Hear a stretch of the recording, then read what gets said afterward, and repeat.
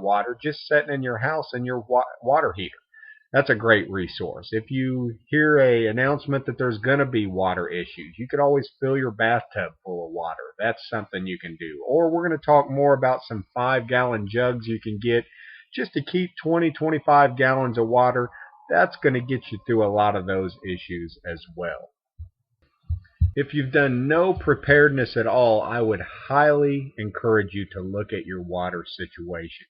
That is one of the most basic things you're going to need. You can survive without a lot of other things, but you need a good source of water. And we're not talking to clean and things like that, a good source of drinking water. So even to pick up several cases of just bottled water to bury away in your closet could help you get through most of those situations.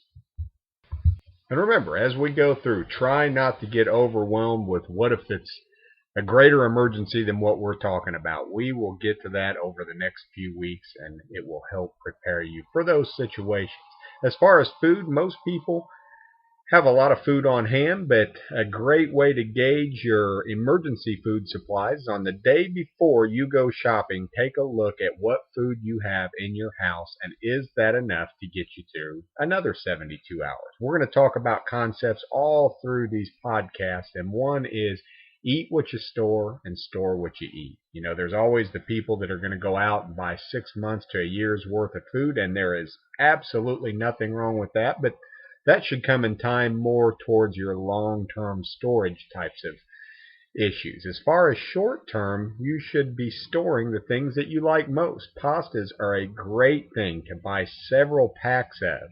When you go to the store next time, instead of picking up 1 or 2 cans of chili that you're going to eat through the week and your raviolios and that good stuff that everybody likes, pick up an extra couple cans. And then when your shopping day comes next week and you're down to your regular week supply, you're going to start doubling down on that. So you're going to start adding to where basically on any given shopping trip, you're a week to 2 weeks ahead. Now, let's say you lose your job or something else happens that's not a disaster from an environmental point of view.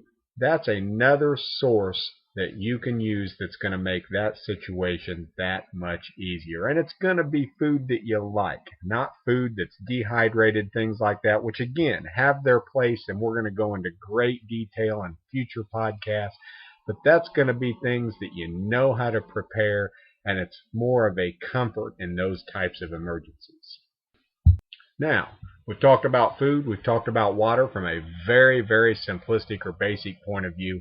Light, another very important thing. Power outages, things like that. If you're afraid and you can't see, that's going to enhance that situation even more. So get some good flashlights, batteries, and have those on hand. One of my personal favorites is the small little LED lights.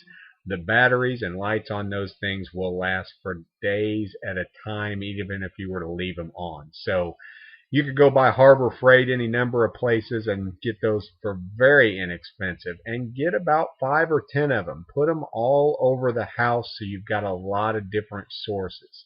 Candles, that's something that, yeah, definitely that should be in your preparedness supplies. But again, remember, now we're trying to find a source of fire, things like that.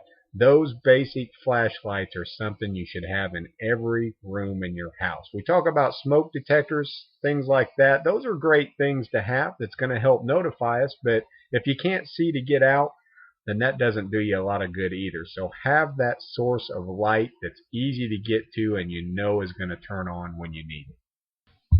Now, the last of the very basics that everybody should have on hand, and I know there's going to be some people say, Al, there's so much more that you need. Remember, this is a basic starting point. We want you to get started with the basics and honestly kind of get hooked on this a little bit. But you will find that this becomes more and more addictive as you find how comforting it is that you have everything, not only for emergencies, but how this stuff is going to make your day-to-day life much simpler as well. So there is a lot more that goes into this from preparedness, but very basic. The last thing, definitely have a source of communication in an emergency. Should the power go down, any number of things from minor to major issues, a good hand crank and solar powered radio that's got some shortwave capabilities, and we'll expand more into why on that later. AM, FM. A couple of my favorites. There's the Dynamo Crank emergency radio, which I have and I like. There's also the Eton FR600, which I will also again try and put links to these in the site. We're not endorsing these radios as far as we don't have any advertising set up with them. These are just two of the radios that I have, one in my car, one in my house. Great backup emergency radios that's going to allow you a lot of different options, and to be honest, I've used them 1,000 times over for non-emergencies. So that's where that making life a little bit easier comes into play. So you're not wasting your money on things you're just going to use once in your life. Both those types of radios have a little solar panel. You can also use AA or AAA batteries in there. They've got a crank that you can charge. Most of them have a little adapter that you can charge your cell phone, which again I've used any number of times, but you need to have a source of communication. Should the power go out, you need to be able to figure out what's going on around you, and that's going to make things a lot more calmer, which is going to help out in those situations. So a good source of communications is going to be key. So, a quick review of the basics. You're going to swing by the store on your way home, pick up a couple gallon jugs of water or a couple cases of drinking water, or when you're done with your next gallon of milk, rinse that out real good, fill that up with water, and there is some of your basic drinking supplies. Food. We're going to throw a few extra cans of food in the cart, things we like. So we've got those available, and a good radio, which that will be probably an initial expense for a lot of people. And again, we'll put some resources on those that are available up on the site.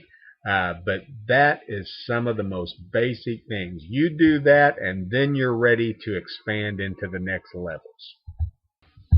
Now, if you're looking for a little bit more out of the podcast, this is the point where I hope you don't say, wow, this is some pretty basic information and I'm bored, I'm not going to listen to the next shows, because that's not designed to be the case. This is the show you can give to a couple friends, give to some family members. They've done studies and found that basically 95% of us are not prepared for emergencies like we should be. We don't have basic sources around that could help get us even through the first couple hours. So that's what this first podcast was designed to do, was to go over the basics. The next podcast we were going to try and get into, just to give you a little heads up, is going to be the old bailout bag. And we're going to talk briefly about some different things that you can use to stock that, and different levels that you can use. There's a bailout bag for your car, bailout bag for your house. A lot of different things that are going to help make things a little bit easier. You can find a lot of different resources on this, and you're going to find a lot of people who try and sell you bailout bags. That's got all this great stuff in there that honestly some people won't use. So we're going to talk about why it might be a good idea to design your own bailout bag, and how you can do that for very, very cheap to start off with things you've got laying right around the house today. And you will find as time goes on, that bailout bag will be used for everything but emergencies. So it's going to be important to keep that thing stocked for when that emergency does happen. But as we said before, we want to prepare for whatever comes our way, even if it's just to make life a little bit easier. So thanks for joining us on the first podcast. We're going to talk more about bailout bags on the next podcast. I hope you enjoyed this information, and be safe. Across the fields of hope where millions died and patriots screamed for better lives for future men, the pursuit of happiness and dreams. Watch the flag be torn to shreds, the Constitution left for dead, and tell me of this dream called liberty. 'Cause I can't see the freedom for the free.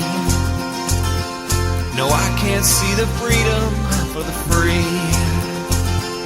I can't see the freedom for the free.